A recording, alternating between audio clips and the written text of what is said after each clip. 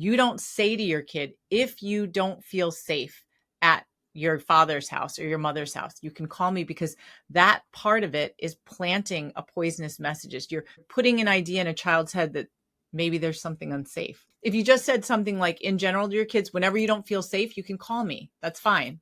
But that's very different from suggesting that there's something wrong with the other parent.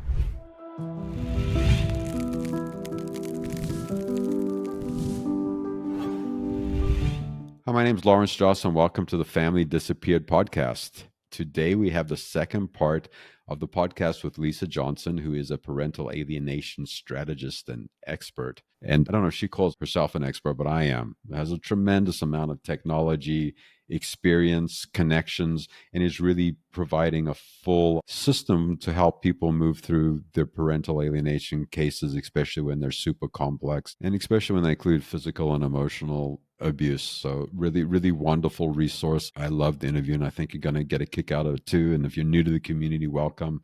If you're just popping into the second episode and you haven't listened to the first, please go back and listen to the first. Contextually, you might miss some really important stuff. And welcome to people that have been around a while, and bunch of stuff in the show notes. Check it out. All Lisa's information is going to be in the show notes too, and the different things she's talking about in the show. And at the end of the show, she'll let you know how to get the free webinar on strategic thinking and communication, which is wonderful. And you can always reach us with any comments at familydisappeared@gmail.com. And remember to like, share, tell us when we're doing something right. Tell us when you want more of something. And we need that feedback. Otherwise we're just in this kind of like this loop of throwing stuff out there and we don't necessarily hear. And we are a 501c3 nonprofit. There's a donate button in the show notes. We'd love to have your support if that is available. Okay, let's get into the show.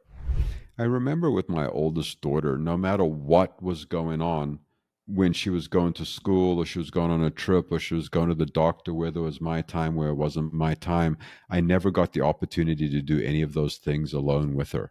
Her mom always insisted that she be there.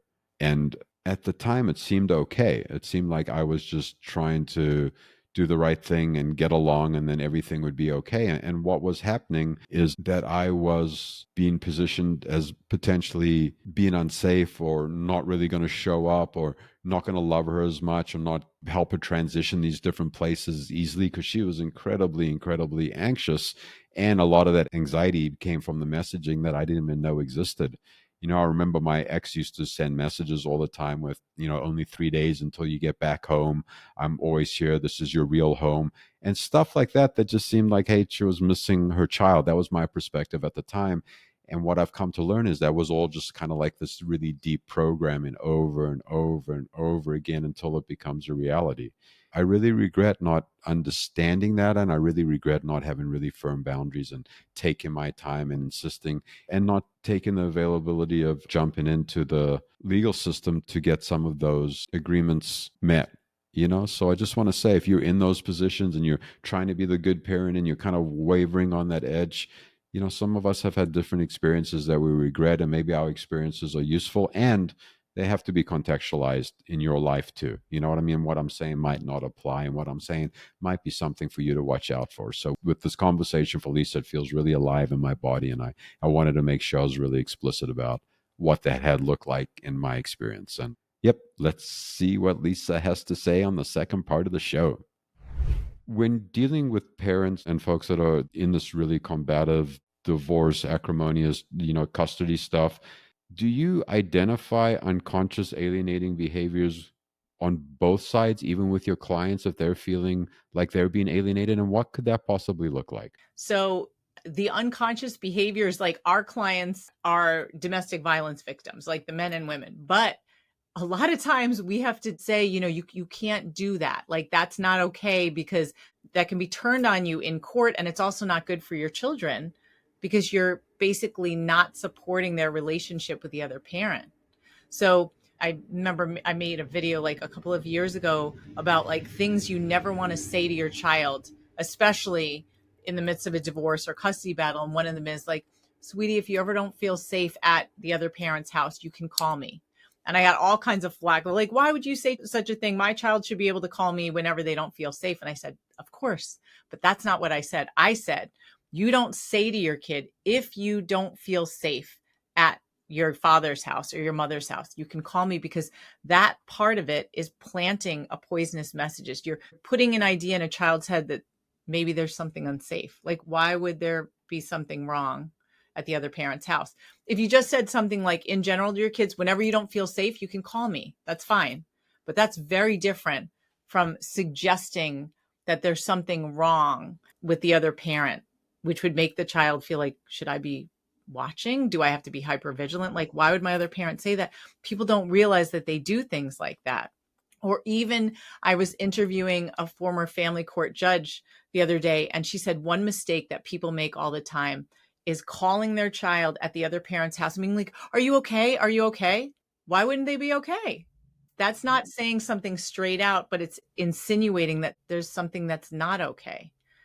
And so a child picks up on that energy, is like, I should be careful. I don't really know why, but my other parent is really scared and I'm absorbing that. Totally. Yeah. I'm planting those seeds over and over again, day by day, definitely builds up and will create that separation and distance, whether it's a note, text, email, conversation, and you're saying body language from a distance. So that's super useful. And in your book, you write that time is the enemy.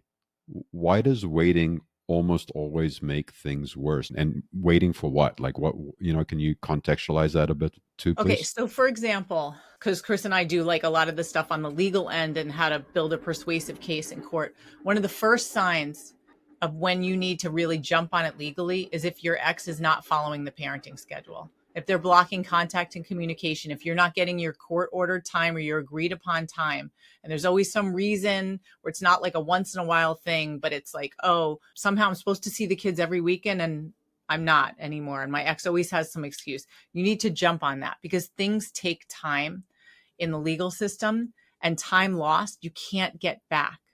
And so often people will delay and delay and delay. And that's what's so frustrating, because time is passing. You're missing out on all these milestones with your kid, and you can't rush. Like, evaluations can take months. Sometimes they can take a year, and you're just sitting there waiting. Or somebody makes false accusations against you.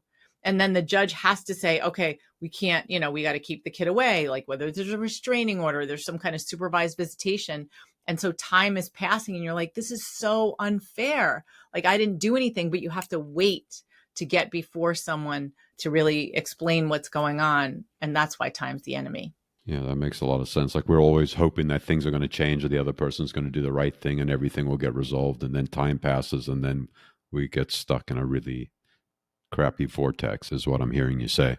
Yeah, and then you become more of a stranger to your child. The more time you're away from them, the more time they have to absorb whatever's happening on the other side and just not know you as well. It doesn't Yeah, always yeah. happen. Like, we just talked to a guy the other day. He hadn't seen his kids for a year. And finally, I mean, CPS had gotten involved. They ran to him, 3 kids, different ages, and they were like, we missed you. They remembered him and everything. But it had been a full year of not seeing these kids. Wow, that is heartbreaking. And as you're talking about what you and your partner do and the coaching and the support and stuff like that, do you add other members to the team to support these different folks? Like, what does building a team around this whole conflict look like, from your perspective? Yeah, I mean, so we talked about it in our first book about how these high conflict cases require a team of support. Unfortunately, a lot of us make the mistake that my lawyer knows everything. And so my lawyer is the person I'm going to rely on to ask all the questions to. Lawyers are not trained to be therapists, and often they find themselves in that role. So we talk about it as if like a client is the surface of a table and they need a certain amount of legs to be as stable as possible. So one of the legs we say is friends and family. So friends and family, if you haven't been completely isolated, and a lot of people in our community have been, or they come from toxic families of origin, friends and family, if they're there, they love you and they support you, but they don't really understand. And people will say things that can make you feel worse, like, well, why don't you just this? Or, oh, you should just get over it, or just give up and move on. Or the opposite is like, you should make sure your ex goes to jail. And it's like completely unrealistic, and you're dealing with their emotions as well as yours. Also, in these alienation cases, there's something called hatred by association. I'm not sure if you know that term, but when a child rejects a parent, they often reject everyone associated with that parent. So that's called hatred by association. So they will cut off not just the target parent, but the grandparents, friends that that person has, people who have been part of that child's life get discarded as well. So the family and friends is part of the team. Hopefully they can be there, but they're dealing with their own anguish because often they've been victimized as well by being cut off by the child, and they can't understand because they're like, what did I do? I'm not even part of this. Then another person on your team is a lawyer, but like I said, a lawyer is not trained as a therapist. Their job is just to be your ally and your advocate and translate your case into the law. And asking your lawyer questions about a lot of alienation issues usually runs up lots of money, and often many lawyers are not experienced with it. So it's important to find resources that truly understand alienation. So the next leg in the table is a therapist or a domestic violence advocate, and especially for someone dealing with alienation, like an alienation coach. And we have a good friend named Charlie McCready in the UK. He's been through this himself. His wife has been through it, for 2 decades. So he helps people with this very specific topic. And then, of course, if you're dealing with a divorce, you've got like your real estate and financial people. But then the other leg is people like Chris and I, who we say we kind of fill the gap between what lawyers are not trained to do and therapists don't understand, because we are so schooled in the family court system. And so we connect people to a lot of resources who do know more than we do. Like we have lawyers that are experts in alienation that I don't always suggest you hire this person, but if you have a lawyer who does not understand it, that lawyer needs to talk to a lawyer who's effectively litigated alienation cases so they can teach your lawyer what to do. And one of our friendly colleagues named Ashish Joshi, who's in Michigan, he's a specialist in alienation. So he often will meet with our clients and their attorneys together for like an hour or two to go through strategies of how to build an effective case in court, because that's like all he does. He's a domestic violence attorney who specializes in alienation. Yeah, I love the idea of the building a team, and I think it's incredibly important between the therapist and the additional support and support group and all those other cases, and that you do have resources like other Shish Joshi, I think you Yes. said his Mm-hmm. name was, like he's out there to help you advocate for yourself, even with your own attorney, to add layers of education and support, because all attorneys haven't done everything, and you need something specific. So I love the team building. I love the team idea. I love the support and reaching out to different folks that are really, really seasoned in their particular lane. That's a wonderful point. You also write about doing nothing, which we kind of talked about a little bit, but in your book, you said something that's interpreted by the court as being complicit. Okay, so I think you might be talking about like when somebody is doing a schedule, maybe like a parenting plan. So the thing I'm thinking about, a mistake that a lot of people make and that attorneys have told us people make is, like I said, when your ex doesn't follow the parenting plan, that's a bad sign because they're pulling the kids away from you, unless it's like a once in a while thing and you're swapping. I'm talking about like a pattern of behavior where you are not seeing your kids as often as you're supposed to be seeing them. So when your ex is not following the parenting plan and saying things like, well, our child has this other activity, or they want to be with their friends this weekend, and you agree regularly and give up your parenting time. And again, I'm not talking about being an agreeable relationship where like both parents are making sure that the kids have contact. I only deal with the extremely unhealthy cases. So where you're basically being manipulated to give up your parenting time and you say, oh, that's okay, that's okay, that's okay. You cannot go back and argue that your ex has blocked your contact with the kids because you were complicit. You agreed to that. If you agree to the parenting plan changing, you're giving up your access time. And that can be used against you. You can't then say, oh, I didn't want it. So that's something to really think about. It's not like, unfortunately, parents are sometimes put in an impossible position because the other parent will say, well, I want you to be able to go. I know it's their parenting time, but if they won't let you go, I don't know what to tell you. And then you feel like the bad guy because your kid wants to do something else. And that's why it's tricky to explain to kid, like, this is happening every single weekend. I value my time with you. I want you to have fun with your friends or do your activities or whatever it is. But, you deserve time too with your kid. Yeah.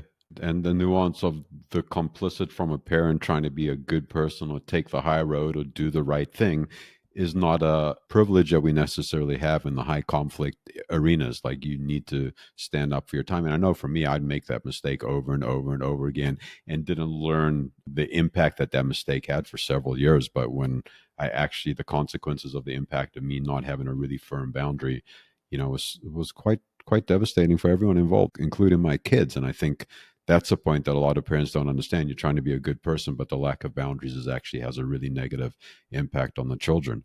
Yeah, yeah. There's a friend of ours, her name is Marit, and she and her husband have something called blended family frappe, and they work with a lot of blended families and step parents and step children.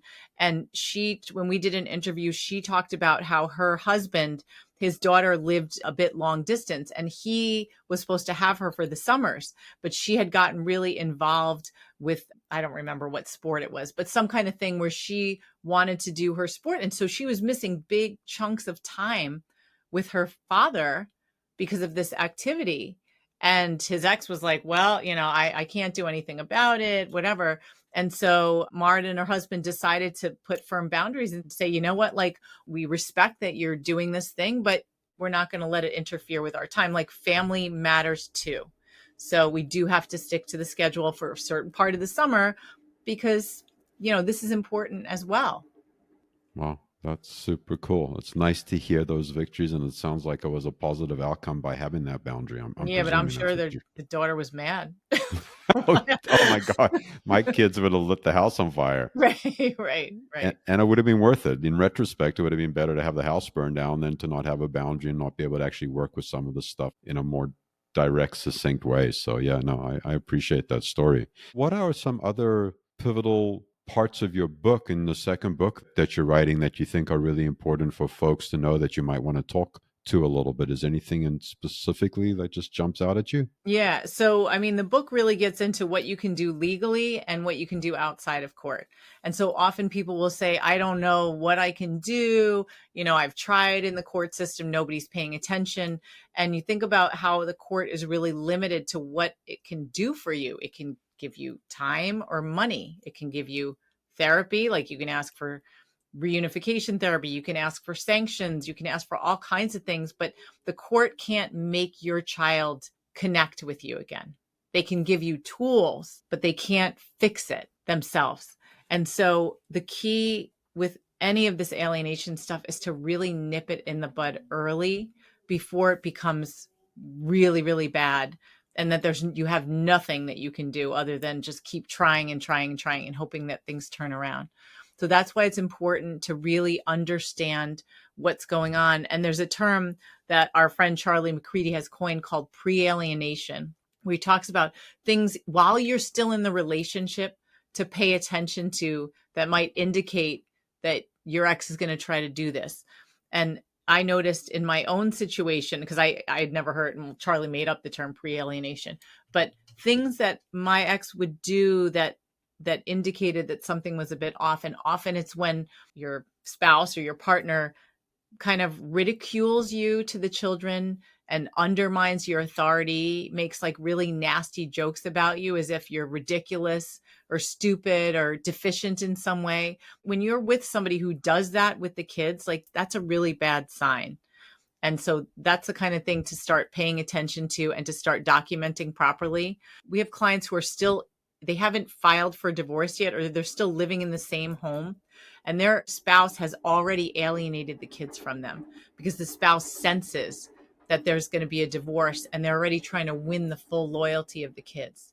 So you want to really pay attention to what's happening before filing and to try to start therapy with the kids. But more importantly, besides therapy, I think it's really all about establishing very strong bonds as early as possible. And even if it hasn't happened until now, there's something we call the 10-minute rule. And I interviewed a psychologist in our local school system about it. Her name is Dr. Alina Boye. And she said that kids want two things more than anything: control and attention, just like little narcissists. So she said, if you have 10 minutes a day, you do something where your child, no matter what age they are, they lead, and you do whatever it is they want. You give them your undivided attention and say, like, teach me what you're doing. Even if it's a video game, even if you think it's ridiculous, you show that you are completely committed to them, to valuing what they think is important.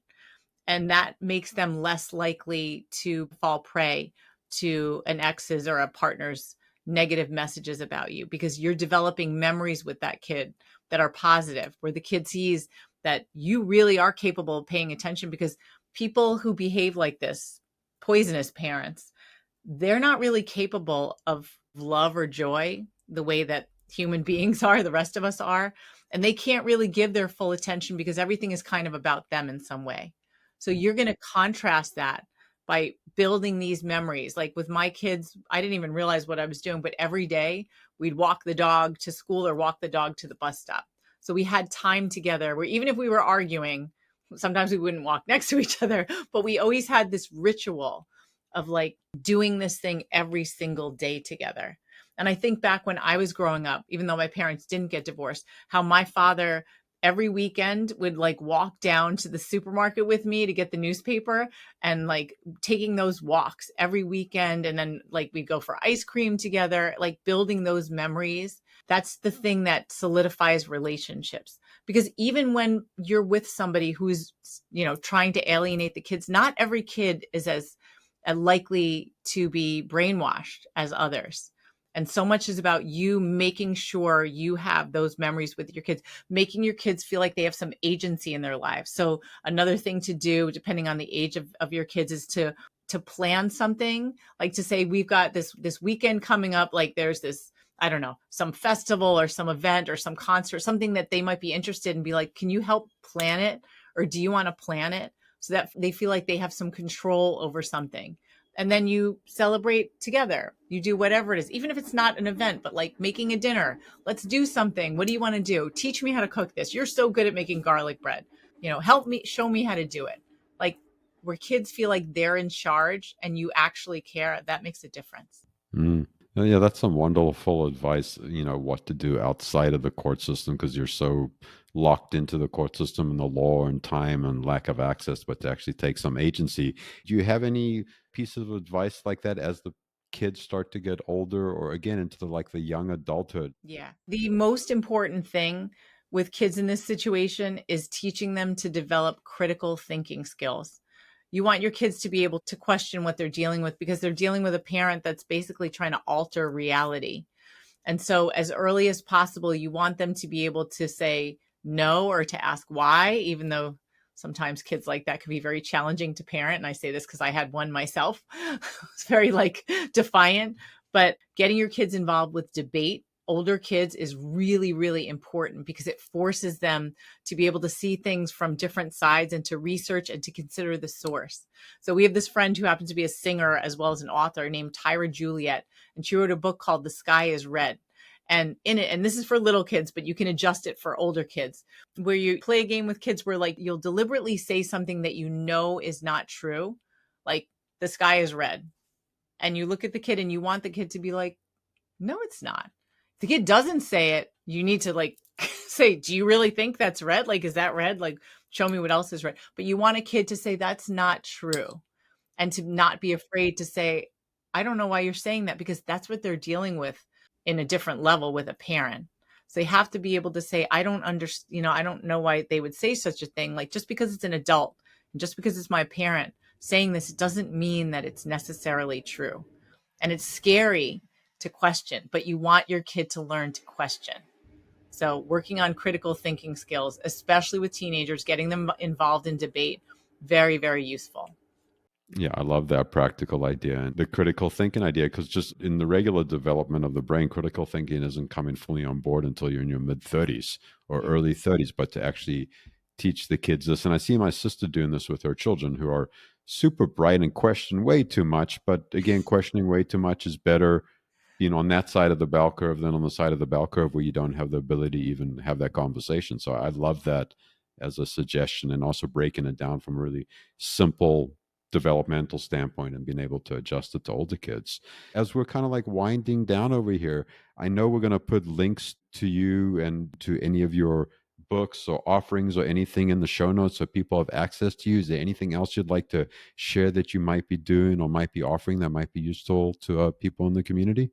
Yeah. So, we mentioned like we do coaching and the strategy sessions. We have the weekly legal abuse support group. We also have this series of online courses. We released one and we're going to do the alienation one hopefully next sometime in the next couple of months. But this course that we have is on strategic communication that we do more than everything with everyone. It basically builds the basis of your case, but it also gets your ex's voice out of your head. And so it's called How to Communicate with Your Ex Without Destroying Your Case or Losing Your Mind. It's part of our From Here to Fierce in Family Court education program. So that's what's out now. So I can give you the link to that. We have like a free webinar, and my partner Chris plays a little game show host in part of it because we like to use humor. But like I said, the next one it'll match the book. It'll be like how to handle when your ex turns the kids against you. So that's going to be a few hours long and also go very deeply into strategies you can use in and out of court. I love that. I love the building the basis on communication and strategic thinking and how to actually navigate that, because as you're saying, it's a foundation for everything. If you don't have that, you're going to step in a bunch of different things. Yeah, and that's a great way to start documenting alienating behaviors. Mm-hmm. I love that. I love that. Well, thank you so much for taking the time to come out and chat for a couple minutes. I love the work that you're doing and how you're supporting the community and how robust the process is that you're working in, all the different people it sounds like you're connected to that sound like incredible resources for the people that you work with. So thank you so much for that. No, my pleasure. And thank you as well for the work that you do. Thank you. I appreciate it. And thank you. And I hope you have a beautiful day. And that's it. You too. Wow. Wow, wow, wow. I love how resourced Lisa is in her communications, how many different people she knows, how many different people she cites in the interview. It's not like she is this person that has all this information. She's actually resourcing herself with all these other people that have all this different information so she can provide the best service possible to her clients and the most informative books. And I think that's great because we can't do everything. And what she's role modeling is our attorney doesn't know everything and can't do everything, or our whatever stakeholder doesn't know everything and can't do everything. So having a really concise team, educating ourselves, and some of the stuff must probably takes a good amount of resources, but also just being aware of it and then starting to resource ourselves a little bit through some of the AI and other technologies that's out there is available. But I really appreciate her bringing in all these other different people into the conversation, because we are a community. We can't do this alone. And for so many of us that tried to do this alone for so many years, it just was painful and isolating and impossible. So this kind of conversation is incredibly important and gives me hope for people that are in newest stages for this, and also people that are struggling with this and haven't found a path forward. Yeah, it is an arduous journey, but there are paths. Just knowing that there are paths definitely gives me some relief and some hope. And thanks for coming out to play in the yard today. Please like, share, let us know what's going on. You can always email at us at familydisappeared@gmail.com. Please donate if you have the resources. We are a 501c3 nonprofit, and we'd love to bring you more programming and more trainings. Really, the trainings, I think, are going to be our big push, because in those trainings, just learning to communicate a little bit differently is life-changing. And with that, I hope you have a beautiful day. I love you. If no one's told you that yet today, I love you. And if someone's told you that yet today, I still love you. And I love me. And I think that's one of the greatest gifts, is learning to love myself again, so I can show up in these environments and be of service. So have a beautiful day, and we'll see you around the neighborhood.